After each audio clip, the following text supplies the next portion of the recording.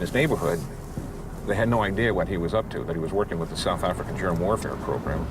Larry Ford was messing around with chemical biological warfare. Larry was a wonderful fellow, mad as a hatter. He used to rock up in South Africa, having flown intercontinental flights with a trousers pocket full of goodies in sealed vials that he claimed were new and wonderful organisms and could do the most wonderful things on Earth.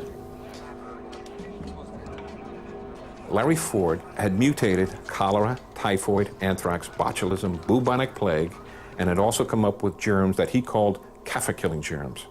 Kaffir, as you may know, in Afrikaans, is the equivalent of the N-word.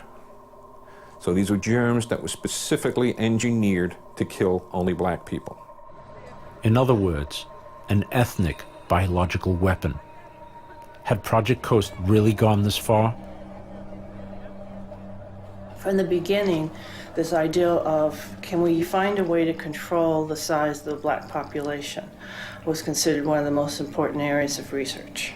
It got even more important over time as the size of the black population and the seriousness of the uprisings increased. So that's one reason why they got into genetic modification, research into is there a way to have contraceptives that could somehow basically sterilize blacks without them knowing it, and kind of all kinds of what at the time or in hindsight seemed like pretty far out research.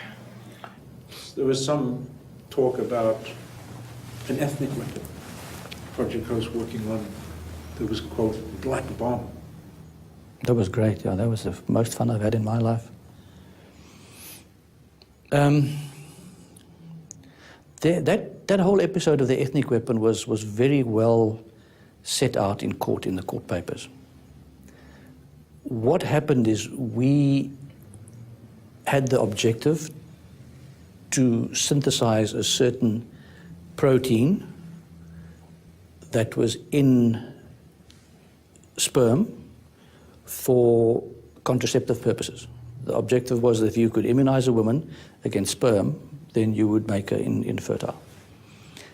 We were asked to do this by another country who had a population explosion problem as part of exchange of technology. They were giving us other stuff. They asked, well, we haven't got the time or the place to do that. Will you guys do that?